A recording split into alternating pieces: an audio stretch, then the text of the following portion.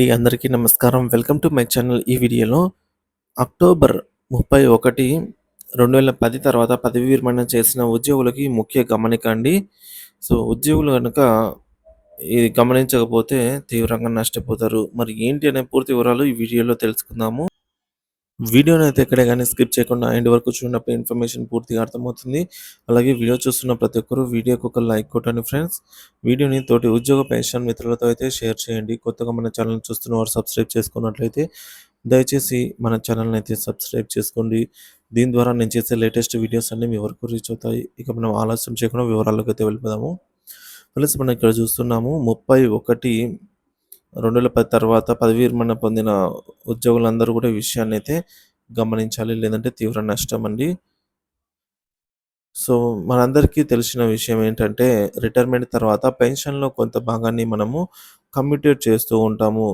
గరిష్టంగా 40% వరకు అయితే కమ్యూట్ చేసుకోవచ్చు. కమిట్ చేసిన దానికి ఏక మొత్తంలో ఆ కమిట్ చేసిన పెన్షన్ బేసిక్ నుంచి తగ్గించి 15 సంవత్సరాల తర్వాత మన పెన్షన్‌లో కలుపుతారండి. ఇది ఆనవాయితీ.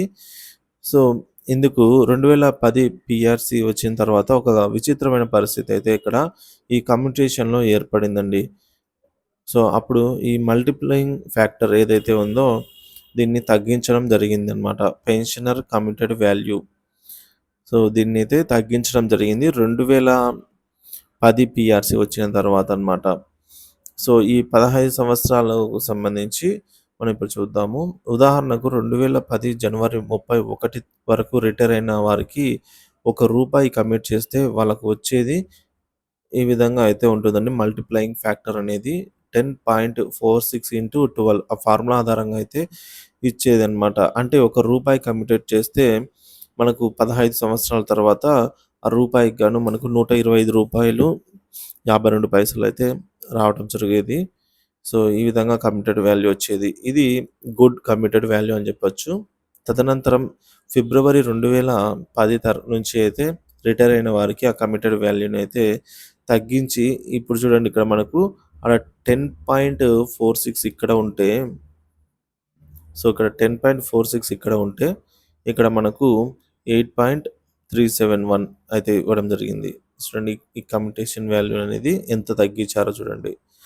కానీ పోతే ఏమైనా ఈ టైం పీరియడ్ ఈ 15 సంవత్సరాలు ఉన్న టైం పీరియడ్‌ని ఏమైనా తగ్గించారా అనంటే దీన్నేం తగ్గించలేదు. దీన్ని అలాగే ఉంచారు. ఇక్కడ మనకు డిఫరెన్స్ అనేది క్లియర్‌గా అర్థమైపోతుంది. ఇక్కడ మనం రూ. 1 కమిటెడ్ చేస్తే అప్పుడు ముందు ఇదివరకు 2010 జనవరి వరకు రూ. 125 వచ్చేది రూపాయికి. ఇక్కడ మాత్రం రూ. 100 మాత్రమే కమిటెడ్ వాల్యూను నిర్ణయించడం జరిగింది. ఈ విషయం అందరూ గమనించాలండి. 31 జనవరి 2021 వరకు రిటైర్ అయిన వారికి రూపాయికి కమిటెడ్ వాల్యూ చూసుకోవచ్చు రూ. 125. తర్వాత చేసిన వారికి రూపాయికి మనం చూసుకున్నట్లయితే రూ. 100గా నిర్ణయించారు. ఉదాహరణకు ఒక ఉద్యోగి జూలై 31 నాడు రిటైర్మెంట్ అయ్యి రూ. 1000 కమిట్ చేసినట్లయితే అతనికి రూ. 1,25,000 వరకు వచ్చేదన్నమాట. అదే వ్యక్తి తర్వాత ఏదైతే జనవరి కాకుండా ఫిబ్రవరి 2010 తర్వాత కమిట్ చేసినట్లయితే అతనికి వచ్చే అమౌంట్ మాత్రం రూ. 1,00,000. ఈ విధంగా మనకు ఇక్కడ రూ. 25,000 కనిపిస్తుందండి. ఇక్కడికి 25K అనేది నష్టం. కమిటెడ్ వాల్యూ తగ్గింది కాబట్టి ఒకవేళ ఏమైనా రిస్టోరేషన్ పీరియడ్ ఏమైనా తగ్గిస్తారా అంటే అది కూడా తగ్గించాల్సి అయితే అవసరం ఉందండి సేమ్ నిష్పత్తిలో. కానీ అలా చేయలేదు. ఇప్పటికి కూడా 15 సంవత్సరాలే అయితే దాన్ని మినహాయిస్తూనే ఉన్నారు. ఉదాహరణకు మనకు 1,25,000 15 సంవత్సరాల్లో వచ్చేది. దాన్ని రికవరీ అనేది లక్ష వరకే చేస్తే ఎంత కాలంలో మనకు రికవరీ అవ్వచ్చు అంటే 12 ఏళ్ళకే రికవరీ అయిపోయింది. తర్వాత 25,000 ఆ 3 సంవత్సరాల్లో అవుతుంది. కానీ ఆ 3 సంవత్సరాల్లో అవి రికవరీని ఇవ్వటం లేదనమాట. ఏమైనా మనకు 1,00,000 ఇస్తున్నారు కదా! రూ. 1,000 కమిట్ చేస్తే దీన్ని కూడా తగ్గించాలి కదా! ఇదే సమన్యాయం అవుతుంది కదా!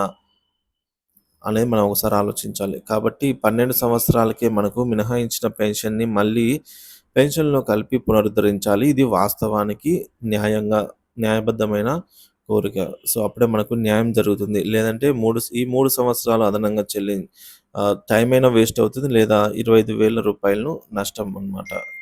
25,000 అదనంగా నష్టపోతున్నాము. కాబట్టి ఈ విషయంలో చాలామంది జెప్పేదేందంటే బ్యాంకు ఇంట్రెస్ట్ తగ్గించింది, జీవన ప్రమాణం పెరిగింది అని ఈ రకమైన విషయాలు జెప్తున్నారు. కానీ జరిగింది వాస్తవం ఏంటంటే కమిటెడ్ వాల్యూ అయితే తగ్గిందిక్కడ. కమ్యుటేషన్ వాల్యూను మనకు కుదించడం జరిగింది. కాబట్టి మనకు రూ.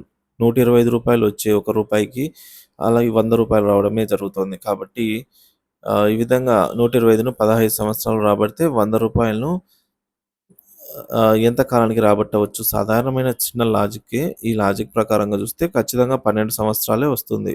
సో, ఈ 12 సంవత్సరాలకే పునరుద్ధరించాలి. ఈ విషయాన్ని ఆహ్, మనమంతరం కలిసి విశ్రాంత ఉద్యోగులందరూ కలిసి ప్రభుత్వం దృష్టికి తీసుకెళ్ళి 12 సంవత్సరాల్లోనే దాన్ని పునరుద్ధరించాలని, ప్రాతినిధ్యం చేయాలని మనవి చేస్తున్నాం. లేకుంటే అందరూ కూడా 3 సంవత్సరాలు అదనంగా చెల్లించవలసి వస్తుంది.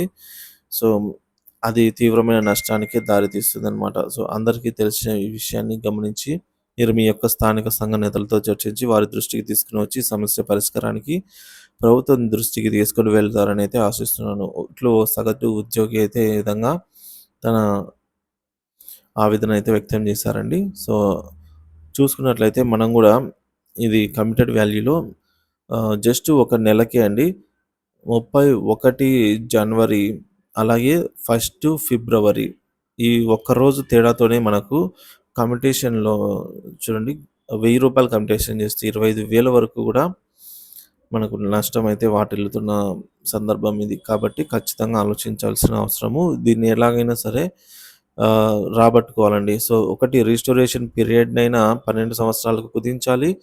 లేదంటే కమ్యుటేషన్ వాల్యూనైనా గూడా మనము ఈ విధంగా మల్టిప్లయింగ్ ఫ్యాక్టర్‌ని 10 ఇంటూ 12కైనా తీసుకొని రావాల్సిన అవసరం ఉందండి. సో, ఇది ఫ్రెండ్స్ ఇప్పటివరకున్న తాజా సమాచారము. అలాగే మీలో ఎవరైనా కమిటెడ్ చేసి ఉన్నట్లయితే ఎంత కమిట్ చేసి ఉన్నారు అనే విషయాన్ని కింద కామెంట్ ద్వారా అయితే షేర్ చేసుకోగలరు. Thank you for watching this video.